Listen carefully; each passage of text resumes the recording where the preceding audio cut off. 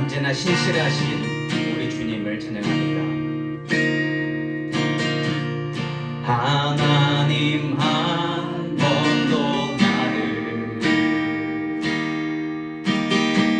실망시킨 적 없으시고 언제나 공평과 은혜로 나를 지키셨네. 지나온 모든 세월들 지나온 모든 세월들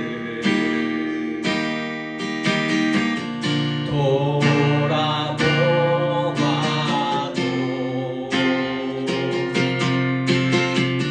그 어느 것 하나 주의 손길 안 미친 것 전혀 없네. 우리 처음부터 다시 불러보면서 우리의 지난 시간들을 돌아봅니다. 신실하신 하나님 한 번도 나를 실망시킨 적 없으시고 언제나 공평과 은혜로 나를 지키셨네.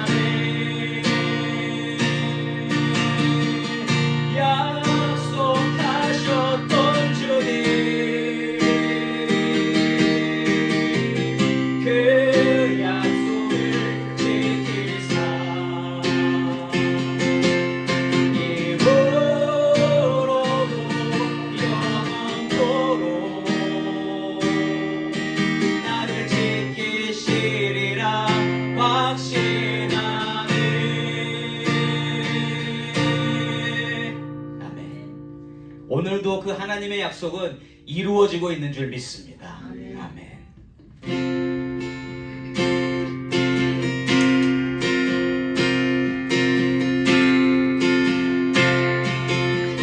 주 안에 있는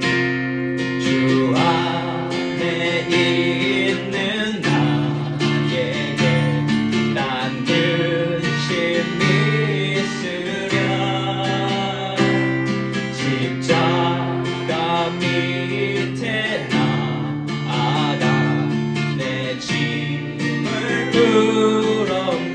주 안에 있는 나에게 주 안에 있는 나에게 난 근심 있으랴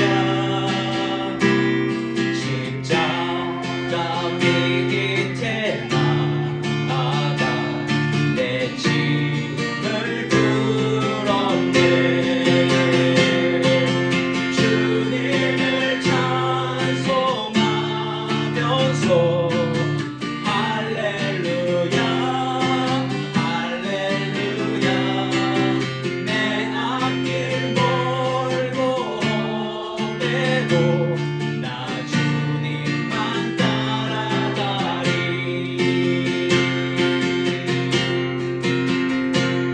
그 두려움이 떠나려 내 기도 되었고 전날의 한숨 변하여 내 노래 되었네. 주님을 찬송하면서 할렐루야 할렐루야 내 앞길 멀고 험해도 나 주님만 따라가리.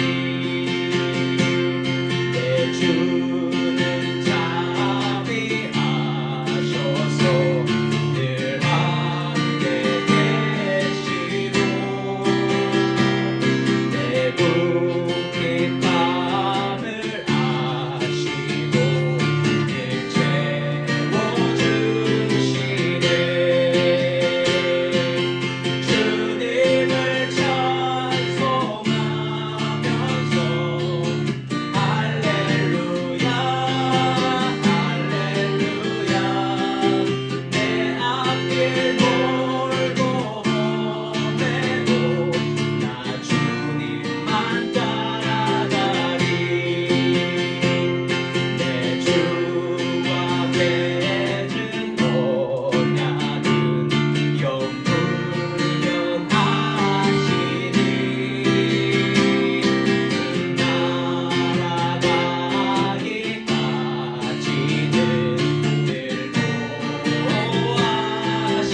다시 한번 불러봅니다. 내 주와 맺은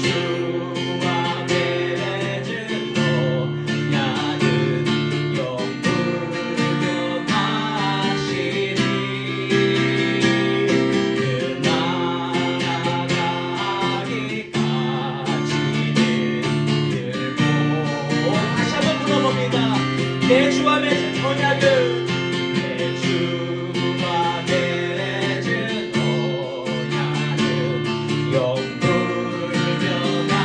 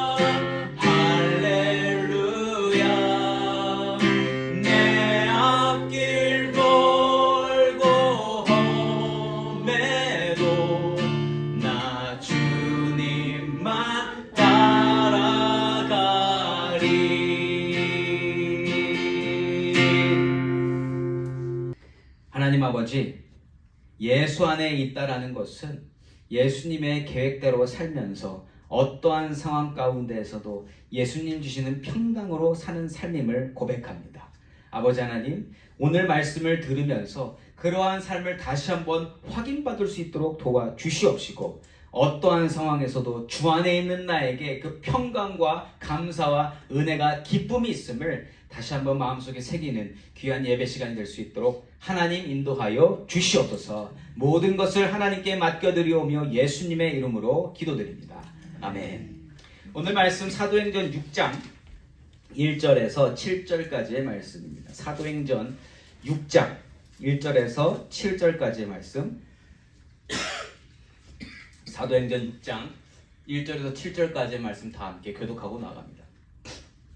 그때에 제자가 더 많아졌는데 헬라파 유대인들이 자기의 과부들이 매일의 구제에 빠짐으로 히브리파 사람을 원망하니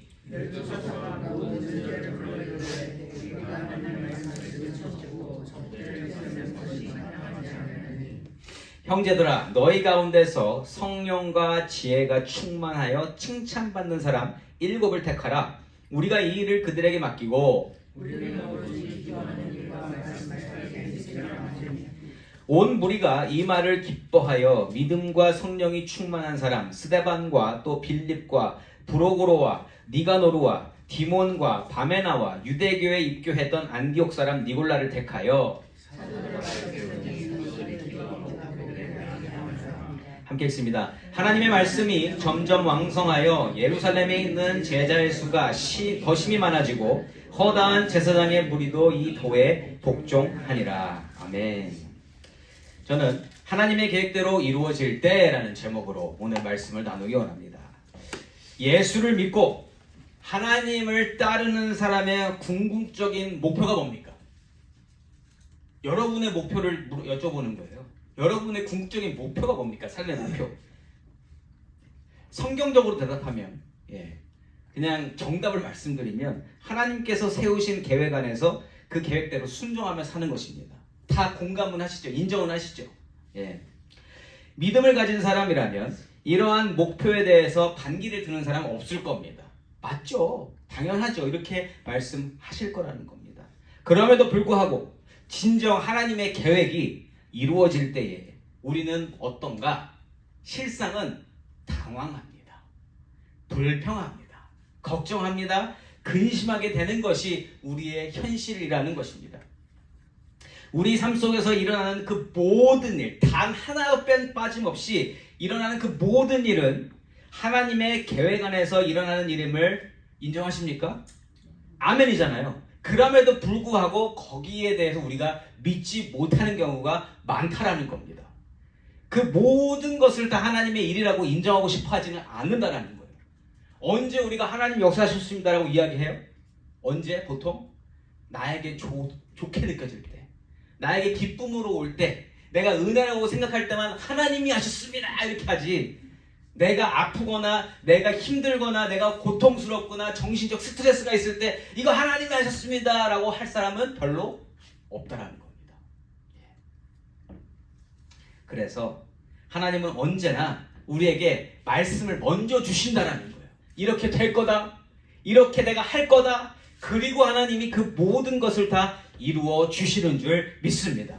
그래야만 언젠가는 그 나에게 불이익이 오고 내 예상과 틀렸던 그 모든 일을 지나고 나서 본 때에 하나님이 그렇게 말씀하셨었구나, 하나님이 이렇게 진행하셨었구나, 이 모든 것이 다 하나님의 일이었구나, 그것을 깨달을 수 있게 된다는 것입니다. 오늘 본문의 내용 안에서도 그러한 오해와 불평, 걱정될 만한 일들이 발생하면서 예수를 따르는 자들은 그들의 삶을 재점검하게 됩니다. 이러한 모습들 속에서 우리의 삶을 또한 보기를 원하고요. 또한 우리가 믿음 안에서 걸어가야 하는 방향과 그 모습 또한 정해지기를 예수 이름으로 간절히 소망하며 축원합니다. 자, 우리가 주일 예배마다 함께 보는 말씀이 사도행전이죠. 자, 사도행전이 무슨 책인지 우리가 첫 시간에 나눴던 적이 있는데, 이 사도행전이 뭐에 대한 내용입니까? 여러분, 말 그대로 사도행전에 사도들의 행위가 드러난 책입니다. 근데 무엇에 관한 행위예요? 하나님께서 예수의 제자들에게 사도들에게 주신 사명대로 살아가는 그 모습을 담은 그것이 바로 사도행전인데, 자, 그 ultimate, 그러니까 전체 주제가 뭐냐는 거예요. 사도행전의 전체 주제가 뭐냐? 예수의 복음이 땅끝까지 전해지는 겁니다.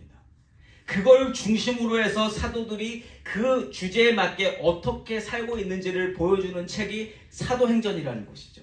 그래서 우리가 오늘도 그 목적을 두고 그 방향성을 확실히 하고 예수의 복음이 땅끝까지 전해지는 것에 대한 그 주제를 가지고 오늘 말씀을 함께 보기 소망합니다. 그 주제를 마음속에 항상 품고 계시라는 것이죠. 1절 말씀입니다.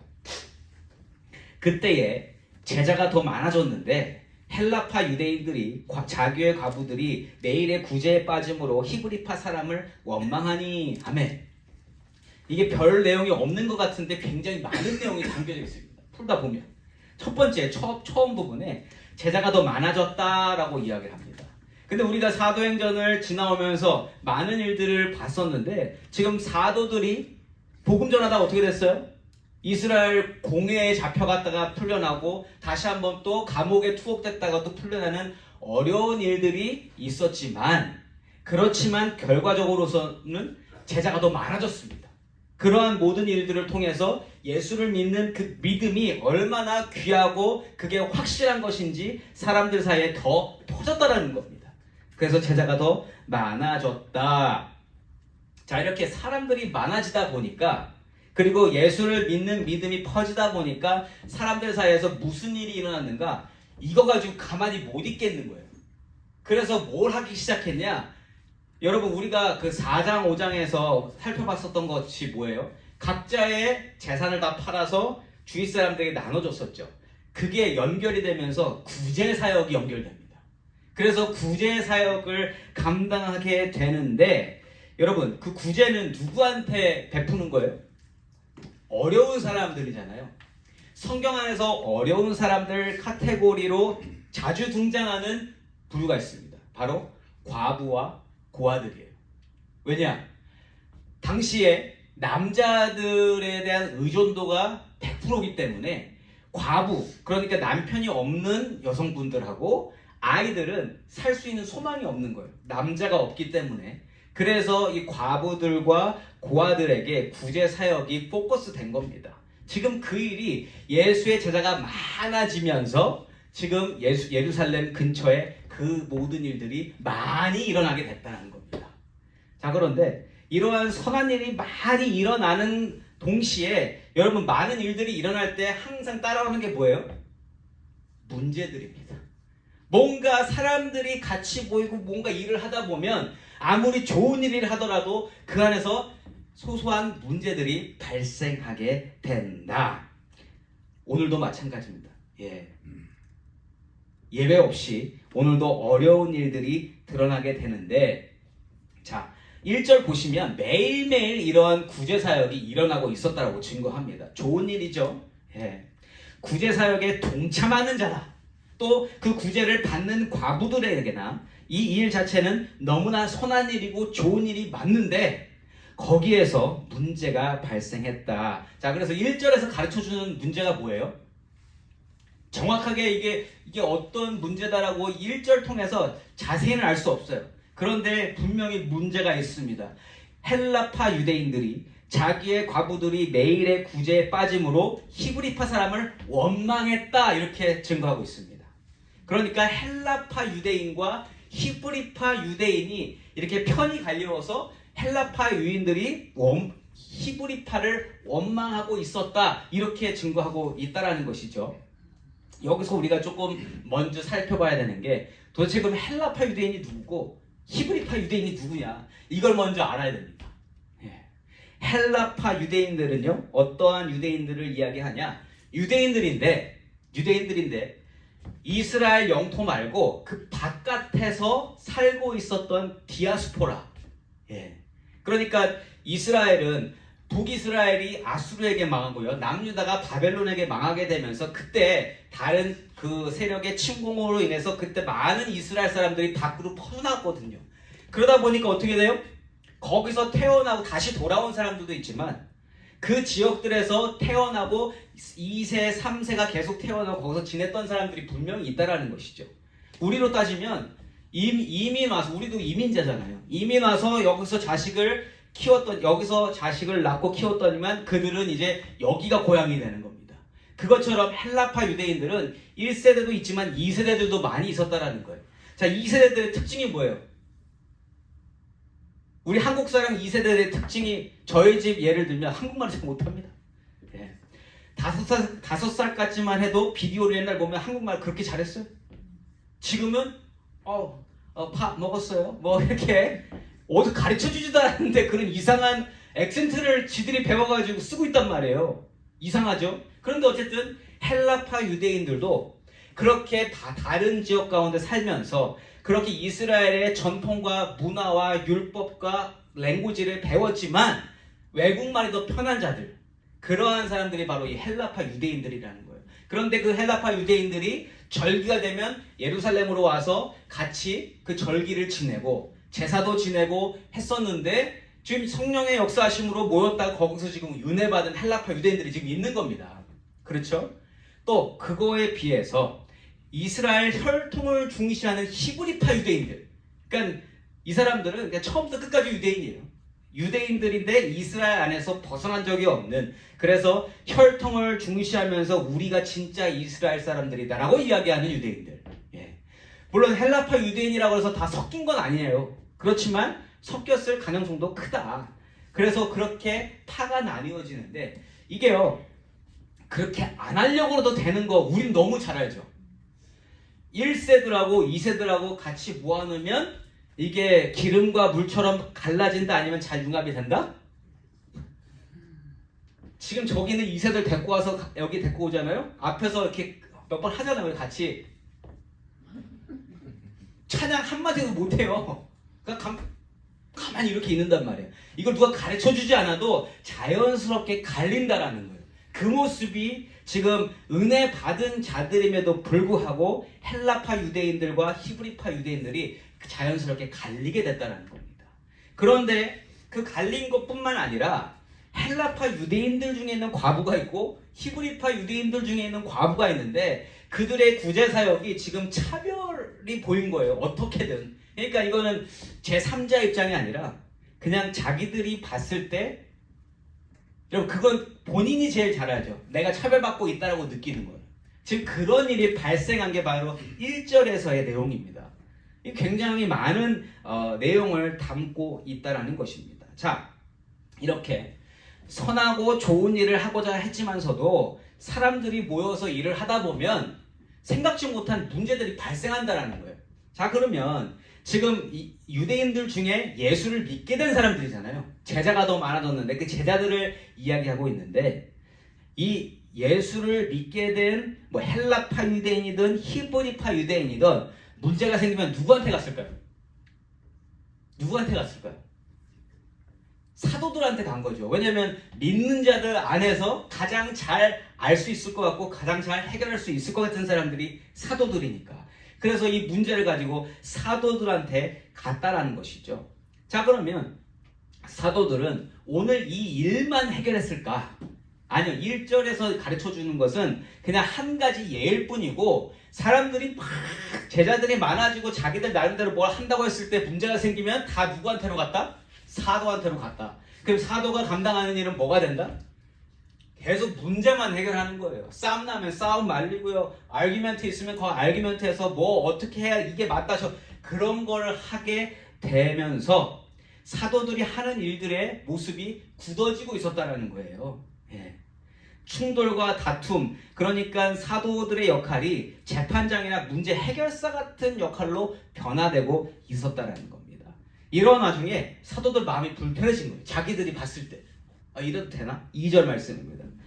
12사도가 모든 제자를 불러 이르되 우리가 하나님의 말씀을 제쳐놓고 접대를 일삼는 것이 마땅하지 아니하니. 아멘. 깨달음이 온 겁니다. 어느 순간에. 2절에서 알 수 있는 것, 사도와 제자가 분리되고 있다는 겁니다.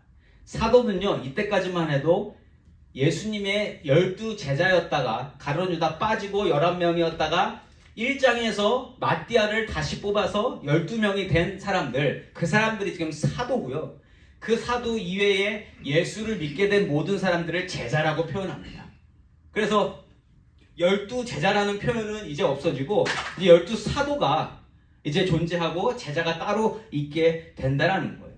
자, 그래서 이 제자들은 성령의 인도하심을 받아서 사도들을 통해서 예수의 복음을 듣고 믿음을 허락받은 자들, 믿음을 확인하게 된 자들, 그들을 제자들이라고 부른다는 것이죠.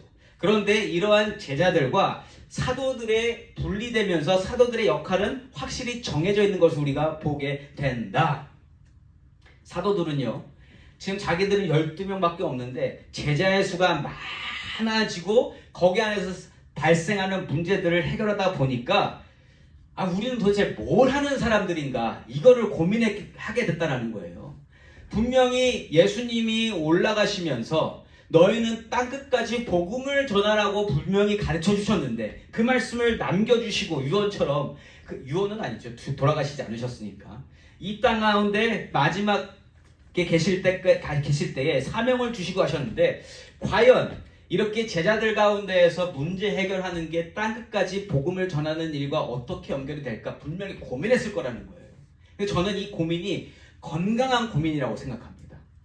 그 하나님께서, 예수님께서 주신 사명을 기억하고 있기 때문에 그 사명을 바탕으로 이 현실을 보다 보니까 과연 이 모든 일들이 사명과 연결이 되나, 이거를 고민하게 됐다라는 것이죠. 그러면서 이 제자들이 확실하게 본 것은 뭐냐, 숫자가 불어나는 것은 별로 중요하지 않다라는 거예요.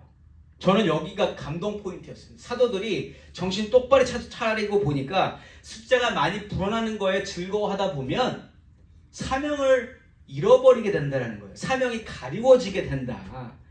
그래서 언제나 본인들이 그 사명이 무엇인지를 기억하고자 했기 때문에 2절 말씀과 같이 하나님의 말씀을 제쳐놓고 접대를 일삼는 것이 마땅하지 않다라는 결론이 나온 겁니다.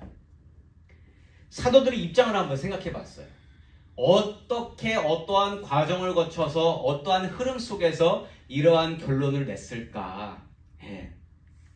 예수님의 가르침을 따라서 모든 걸 행하고 있었을 거 아니겠어요? 그 12제자는 마띠아 빼고는 11명은 예수님이 하시는 것을 옆에서 바라본 자들이잖아요. 그대로 보고 카피해서 모든 것을 행동하고 있는데, 저는 사도들에게 한계가 왔을 거라고 생각을 해요. 어떤 한계냐? 야, 예수님이 하셨던 일들이 이게 보통 일이 아니네. 이게 예수님이 하신 게 하나님이시니까 이렇게 하실 수 있으셨구나. 내가 하려니까 이게 안 되는 거예요. 뭐가 안 돼요? 예수님의 능력을 사람이 따라갈 수가 없는 겁니다. 따라갈 수가 없어요. 예수님의 일은, 예수님은 그 모든 것을 다 혼자 하셨지만, 야, 우리는 이거 혼자 못하겠다. 11명 있어도 12명 있어도 못하겠다. 예수님이 하셨던 중요 사역들이 뭡니까? 가르치는 일, 말씀을 예언하는 일, 그리고 병을 고치시는 일, 그리고 싸움 났을 때 그것을 중간에서 이렇게 화해하게 만드신 건 아니고 그 모든 상황 속에서 예수님은 말씀을 선포하셨다라는 겁니다. 그렇죠? 이 모든 것을 예수님은 혼자 다 하셨어요. 그런데 사도들은 아무리 숫자가 사도들이 많아도 이걸 다 할 수 있다 없다? 없다라는 거예요. 사도들이 이 결론이 나온 겁니다. 도대체 이제 이거 하다 보니까 이거를 못하겠고, 다시 여기 가서 이거 하려니까 이거를 못하겠고, 그러다 보니까 어떤 마음이 든다? 사람을 세워야 되겠다. 우리가 도저히 못한다. 사도들이나 제자들이나 예수를 믿고 예수와 연합한 자가 된 거 아니에요? 예수와 연합한 자가 된 거잖아요. 그러면 예수와 연합한 자는, 예수님은 한 분이시지만 예수와 연합한 자들은 다 예수님의 지체로서 각자의 역할을 감당하게 되는 겁니다. 머리카락은 머리카락이 되는 것이고, 손가락은 손가락이 되는 것이고, 예수님을 믿는 사람들은 다 각자의 자리에서 하나님께서 맡겨주신 각자의 일들을 감당하게 되면서 그 모든 것이 예수님의 지체를 이루게 되고, 그게 교회가 되는 거죠. 작게 보면 이 교회 안에서도 각자의 역할이 다 있는 거고요. 조금 더 넓혀가면 각 교회마다 또 감당하는 일들이 있고요. 그리고 또 각 교회뿐만 아니라 선교사님들이 감당하는 일들도 있어서 이게 다 모이면 예수님의 전체 몸이 된다. 그래서 예수님의 머리가 모든 교회와 관련된 모든 기관들의 머리가 누구 되시는 거예요? 예수님이 되시는 거고, 예수님 산하 모든 기관들, 교회, 선교사, 모든 사역자들은 다, 모든 교회들은 다 각자의 일을 감당하게 되는 겁니다. 그게 지금 오늘 나타나는 일이에요. 그걸 사도들이 깨닫고, 우리가 혼자 해서는 안 되겠다. 사람을 세워야 되겠다. 그래서 사도들은 인간의 한계를 깨닫고, 이제 우리는 12명 우리는 말씀 가르치고 기도하며 영혼을 예수께로 인도하는 일, 우리가 이거 사명 맡았으니까 우리 여기에 집중하자. 나머지 일들은 사람을 세워서 합시다. 이게 나오게 된 것이죠. 자, 그런데 우리가 바라봐야 될 게 뭐냐면, 이러한 결론이 나오게끔 계기가 된 사건이 뭐예요? 아까 1절에서 나온 그 사건이에요. 헬라파 유대인과 히브리파 유대인이 대립해서 서로 차별받네 어쩌네 하면서 만들어진 그 문제 때문에 오늘의 결론이 나오게 됐다라는 겁니다. 그러니까 오늘 발생한 헬라파 유대인들과 히브리파 유대인들과의 대립은 부정적으로만 봐야 될 문제가 아니라 제자들의 믿음이 성숙해지는 과정에서 하나님께서 일부러 만들어주신 귀한 사역의 모습 중 하나라는 겁니다. 사역 가운데, 교회 가운데에도 불미스러운 일, 아름답지 못한 일들이 일어나게 되는데, 그것으로 인해서 새로운 하나님의 일들을 감당하게 된다면 그것 또한 하나님 안에서 일어나는 선한 일로 우리가 볼 수 있다는 거예요. 대립하는 거 별로 안 좋습니다. 예수님 안에서 하나가 되어야 되는 게 맞는데, 하나가 된다는 것은 여러분 손가락과 발가락이 똑같이 된다는 게 아니에요. 손가락은 손가락 역할을 하고 발가락은 발가락 역할을 해야 되는데, 우리는 보통 하나 된다 그러면 뭘 생각해요? 너희도 나랑 똑같이 돼야지. 저쪽은 뭐라고 해요? 너희가 우리랑 똑같이 돼야지. 그러면 다 손가락 하게. 온몸에 손가락만 있다고 생각해 보세요. 네. 숨은 어디로 쉴 거며 음식은 어디로 먹을 겁니까? 입은 입이 되어야 되고, 콧구멍은 콧구멍이 돼야 되고, 귓구멍은 귓구멍이 돼야 돼요. 그것처럼 다 각자 역할을 감당해야 된다. 그래서 오늘과 같은 문제로 말미암아 제자들 사이에서는 어떤 일이 발생하는가? 사도들 외에 제자들 사이에 또 다른 직분이 생긴다는 것이죠. 3절 말씀입니다. 형제들아, 너희 가운데에서 성령과 지혜가 충만하여 칭찬받는 사람 7을 택하라. 우리가 이 일을 그들에게 맡기고. 아멘. 제자들 사이에서 발생하는 문제들을 하나님 말씀을 기준으로 해결하도록 인도하는 자들이 세워지는데, 이분들이 어떤 분들이냐? 오늘 말로 하면 안수 집사님들입니다. 안수 기도를 받고 집사로 세워지는 거예요. 여기서 이제 뭐 많은 의견이 있어요. 왜 7명이냐?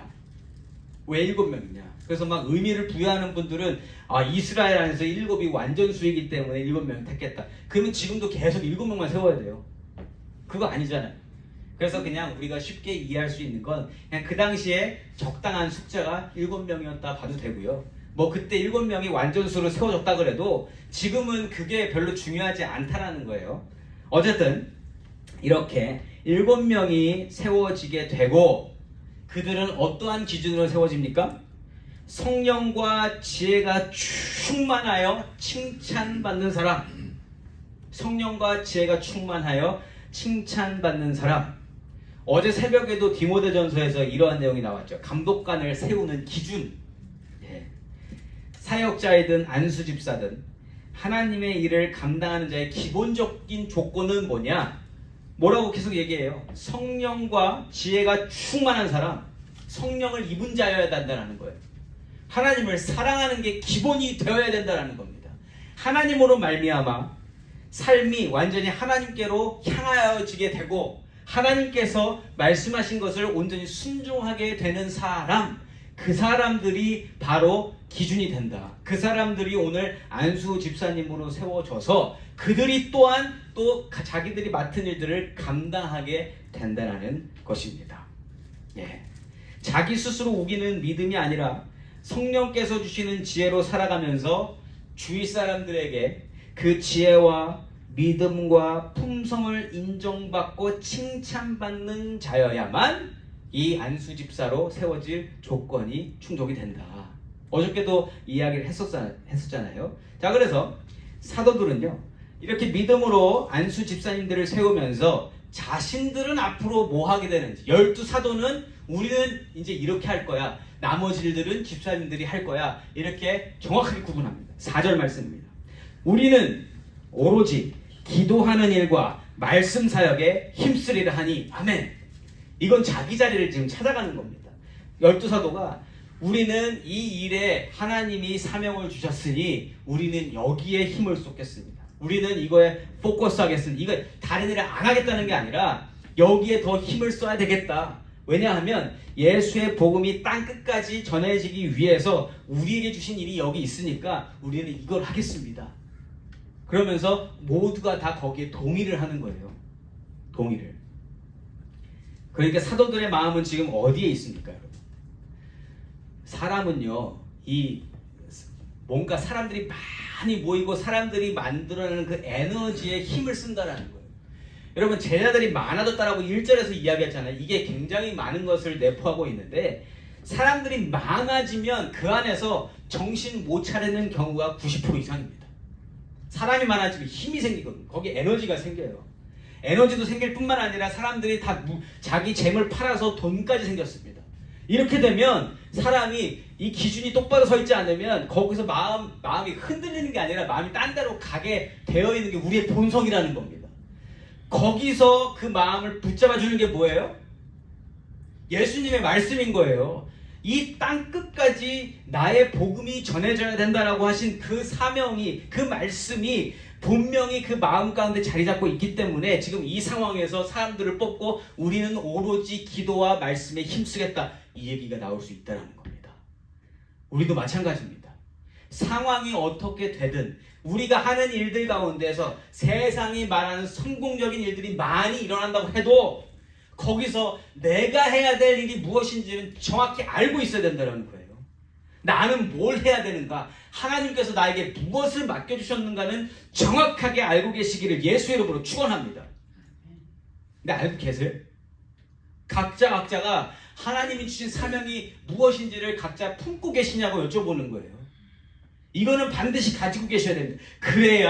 그래야 우리가 흔들리지 않고 모든 어떠한 상황 속에서도 내가 그 길을 갈 수 있게 된다. 예수님께서 정해주신 길. 자, 이렇게 해서 사도들과 더불어 하나님의 크신 계획을 함께 이루어갈 안수 집사님들이 모든 제자들 안에서, 그리고 성령의 인도하심을 받아서 세워지게 된다는 거죠. 5절과 6절 말씀입니다.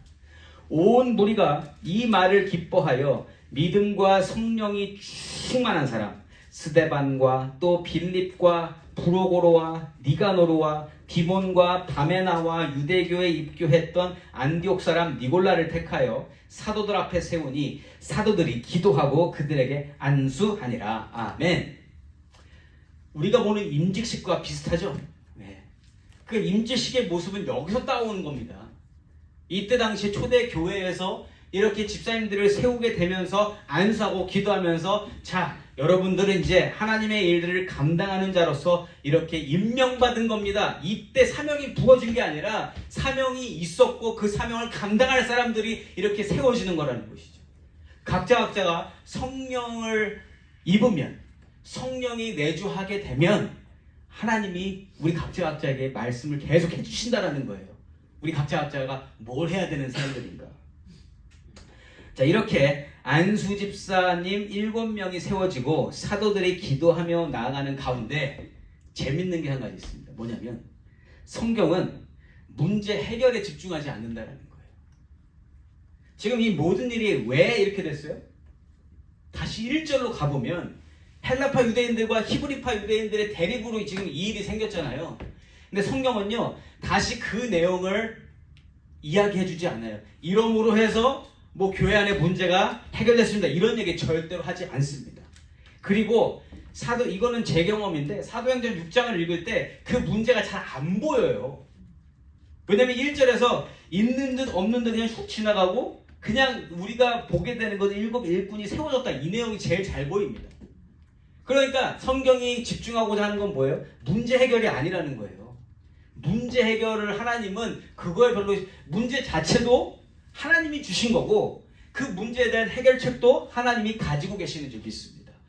우리가 고민하고 바라봐야 할 것은 문제에 대한 해결책이 아니라 이 문제가 왜 일어나는 거예요. 그리고 이 문제가 일어난 것에 대해서 우리는 어떻게 반응해야 되는가, 이거를 우리가 항상 염두에 두어야 한다는 겁니다. 여러분, 문제를 우리가 해결할 수 있어요, 없어요? 결론적으로 문제 해결은 해결책 우리한테 없어요. 근데 우리는 항상 문제가 생기면 어디에 집중해요? 이거 어떻게 해결하지?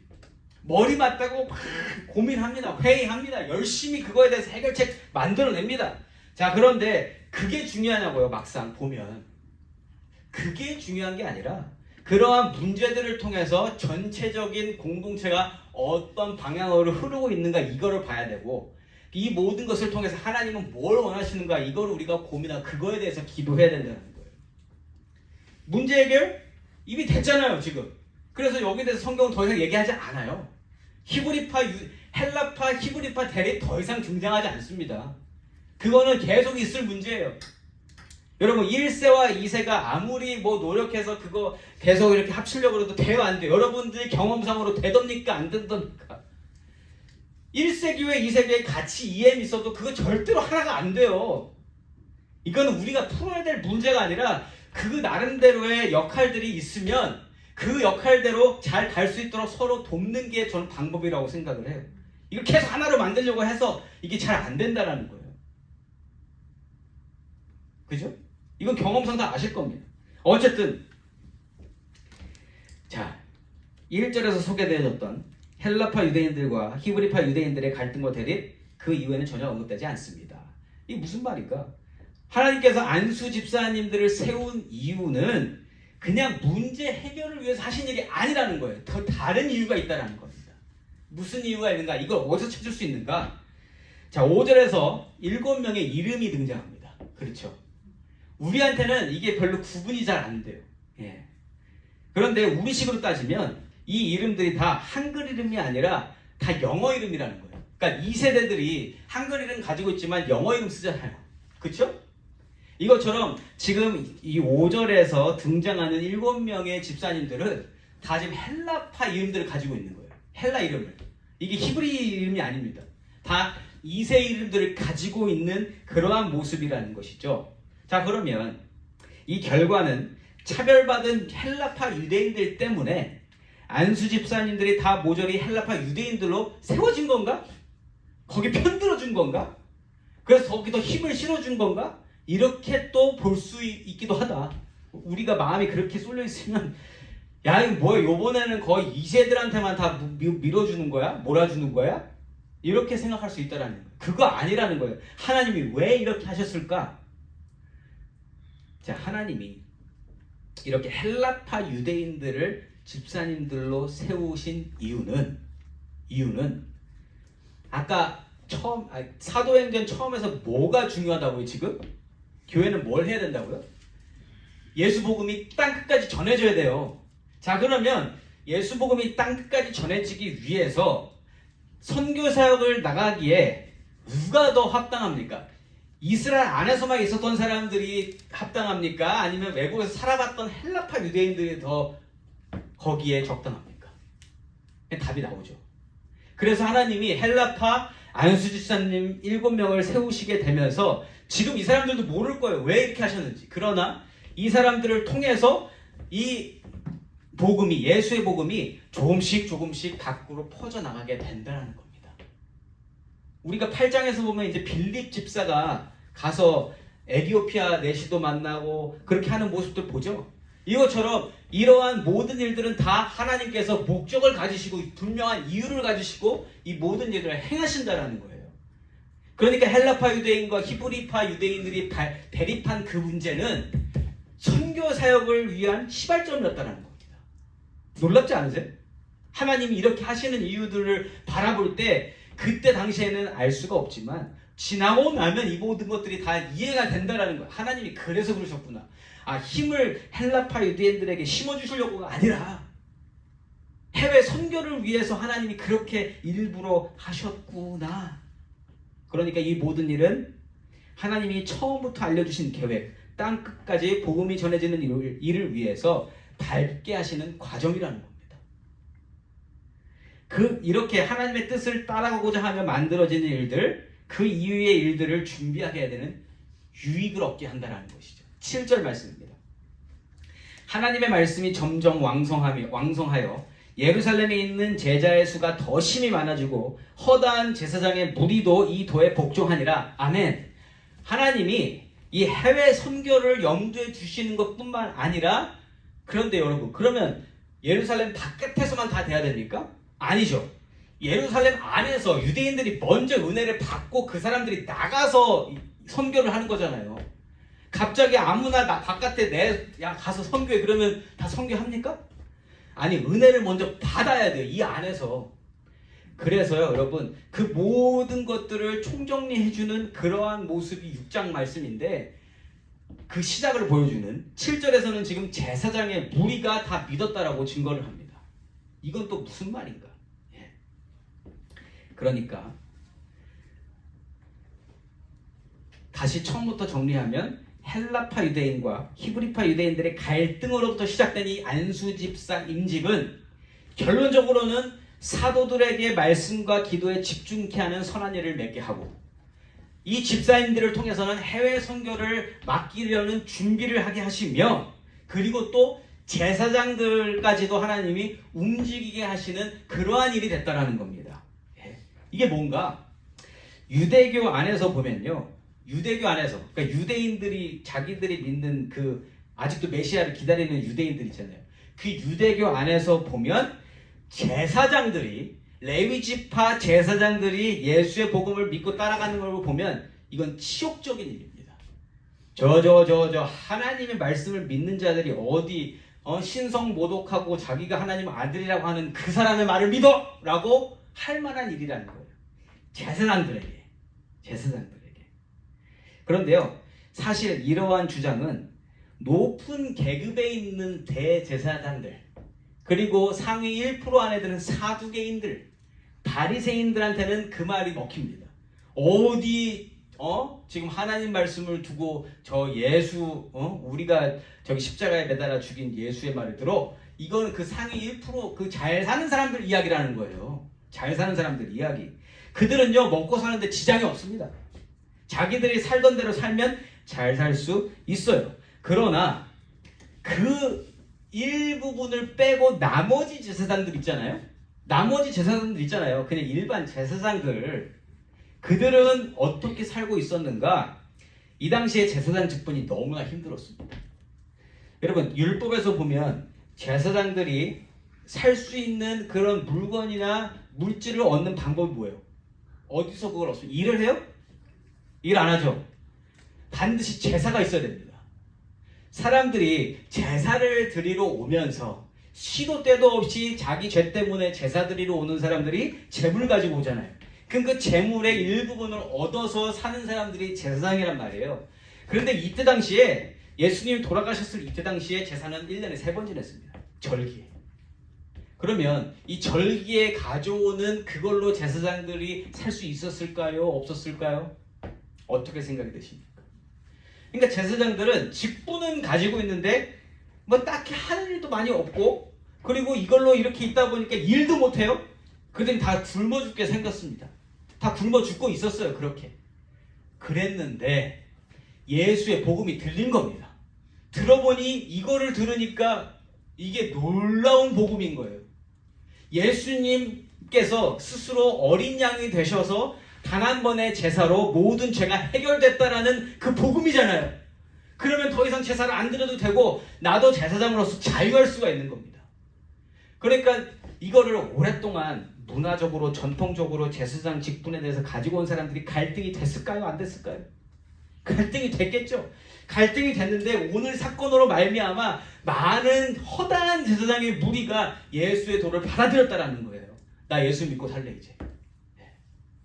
그러니까 이 제사장들 안에서도 먼저 이 분위기가 뒤바뀌어 버리니까, 제사장 바뀌면 일반 백성들, 성도들은 어때요?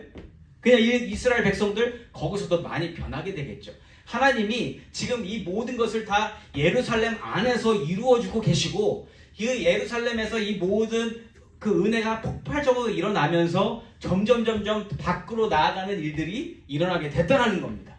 사도행전 1장 8절 말씀이 준비되어지고 되어지는 모습을 하나님께서 사도행전을 통해서 보여주고 계신다는 거죠. 그 그림이 보이세요? 흐름이? 하나님이 먼저 말씀하시고 그것을 준비시켜 주시고 이것을 이루어 가시는 모습. 그래서 사도들의 행위들이 보이는 그러한 책이 사도행전이라는 겁니다. 이처럼 유대인들 안에서부터 예수의 복음으로 말미암은 변화가 일어나고 있었고 헬라파 유대인들이 안수 집사님으로 먼저 세워지게 되면서 예수의 복음은 예루살렘을 기점으로 널리 퍼져나갈 준비가 되어지고 있었다. 이게 오늘 말씀의 핵심입니다. 사랑하는 성도 여러분, 오늘 말씀을 통해서 우리가 생각해 봐야 할 것 무엇이냐? 우리 삶 가운데 일어나는 모든 일들이에요. 처음에도 말씀을 드렸지만 기분 좋은 일, 내가 정말 축하할 만한 일도 있지만 그렇지 못할 만한 일들도 우리 삶 가운데 분명히 일어나고 있습니다. 그렇죠? 그렇잖아요. 우리에게 항상 좋은 일만 일어납니까? 아니에요. 그러나 좋은 일이든 안 좋은 일이든 다 하나님 안에서, 하나님 계획 안에서 일어나는 일인 줄 믿습니다. 아멘입니까? 그렇다면 안 좋은 일까지도 우리는 무엇을 생각해야 된다? 이 일로 말미암아 하나님 무엇을 이루어 가실까? 하나님은 반드시 무슨 일이든지 목적을 가지시고 거기에 이유를 가지시고 모든 일들을 허락해 주신다는 겁니다. 우리가 변하지 않을 때 특별히 우리가 어떠한 모양으로 고착되어 있을 때 그 고착된 여러분 껌 모양 처음에 사면은 이렇게 딱 예쁘게 이렇게 돼가지고 이 은박지를 쌓여가지고 예쁘게 포장되어 있잖아요. 씹으면 어때요? 모양 달라져 있죠. 그리고 그게 바닥에 붙으면 어떻게 돼? 시커멓게 완전히 이건 껌인지 뭔지. 자, 그거 띄어내려면 어떻게 돼요? 잘 안 띄어집니다. 그런데 거기다 열을 가하면 어떻게 돼요? 예, 모양이 변하면서 쉽게 띄어지죠. 우리가 어떠한 모양으로 처음에 만들어졌었던 그 모양이 있지만 우리가 삶을 살아가면서 또 어떤 다른 모습으로 우리가 분명히 굳어져 있습니다. 그 굳어진 모습을 그대로 가지고 가면 참 좋겠지만 그 모습이 하나님께서 원하시는, 하나님께서 말씀하신 모습이면 참 좋겠지만 그렇지 않을 경우 하나님이 어떻게 하실까요? 그 모양을 변화시키시려면 어떻게 열을 가하고요, 힘을 가해서 이걸 띄어내든지 변화시키든지 어떻게 해서 하셔야 되는데 그때 가장 좋은 방법이 고난이라는 겁니다. 문제라는 거예요. 문제를 일으켜 주셔야 우리가 우리 삶을 다시 되돌아보게 되고, 그리고 나서 내가 원치 않았지만 그러한 일을 겪으면 어떻게 돼? 우리가 변화가 됩니다. 어떠한 모양으로든 어쨌든 변화되어 있어요. 그렇게 됐을 때 하나님이 우리를 인도해 가신다. 다른 길로 인도해 가신다라는 겁니다. 우리 개개인에게 부정적이고 아프고 고통스럽고 문제라고 여겨지는 일들 분명히 있습니다. 그러나 예수를 믿고 살아가는 우리들은 그 모든 일들을 하나님께서 계획하신 일로 봐야 한다는 것이죠. 하나님께서 세우신 계획이 뭡니까? 땅끝까지 복음이 전해져야 된다는 그 말씀을 주셨는데 그 말씀은 이루어졌어요? 안 이루어졌어요? 그 말씀은요, 아직도 현재 진행형이라는 거예요. 그렇죠? 현재 진행형입니다. 하나님은요, 이제 유대인을 막론하고 헬라파 유대인들만 세우신 것이 아니라 이제는 코리안 안수 집사님들, 코리안 장로님들, 코리안 집사님들, 권사님들, 코리안 목사, 코리안만 있습니까? 온 세계, 온 사방 민족들을 다 하나님이 사용하시고 세우셔서 그 땅 끝까지 복음이 전해지는 그 일을 오늘도 행하시고 계시다라는 거예요. 오늘도. 여러분과 저와 여러분이 괜히 지금 이 땅에 있습니까? 미국 땅 중에서도 왜 아틀란타에 있을까? 우리 잘 모를 수 있잖아요. 그러나 우리를 통해서 오늘 땅 끝까지 복음이 전해지는 그 일이 되어지고 있는 줄 믿습니다. 제가 왜 이렇게 지금 땀내면서 이렇게 이야기하고 있을까? 지금 이 일이 하나님 안에서 일어나는 일이라는 거예요. 우리가 어떻게 움직여야 될지 우리도 모르잖아요. 우리가 여기 올 줄 알았습니까? 여기 5044 BU 모멘 드라이브는 여기로 올지 우리가 어떻게 알았냐고요. 그런데 여기에 지금 잠깐 스쳐가는 건지, 여기에 계속 있을 건지, 우리는 계속 모아져 있을 것인지, 아니면 교회가 이렇게 흩어질 것인지 어떻게 우리가 알겠습니까?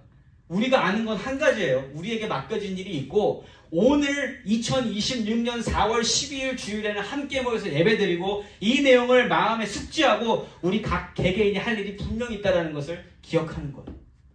그것이 우리가 오늘 들어야 될 말씀이고, 이것을 가지고 있다면 하나님이 이제 순종하라고 하실 때 여러분들은 순종하고 가실 수 있어야 돼요. 어디든 뭐든. 그게 우리가 오늘 들어야 할 말씀이고 우리가 지켜내야 할 사명이라는 것입니다.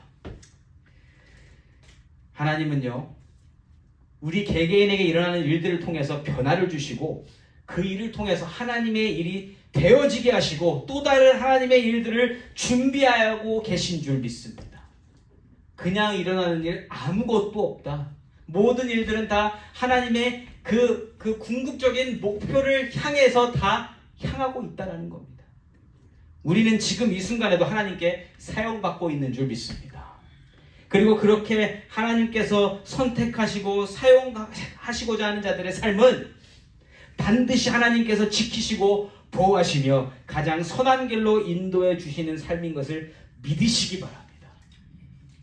오늘 말씀을 통해서 모든 일을 알고 계시고 모든 일을 하나님 나라 안에서 행하시는 하나님이심을 더욱더 굳게 믿으시며 주 안에 있는 자는 언제나 평안을 누릴 수 있음을 감사하고 나아가시는 귀하고 복된 우리 트루스교회 성도님들이시기를 예수 이름으로 축원합니다. 아멘.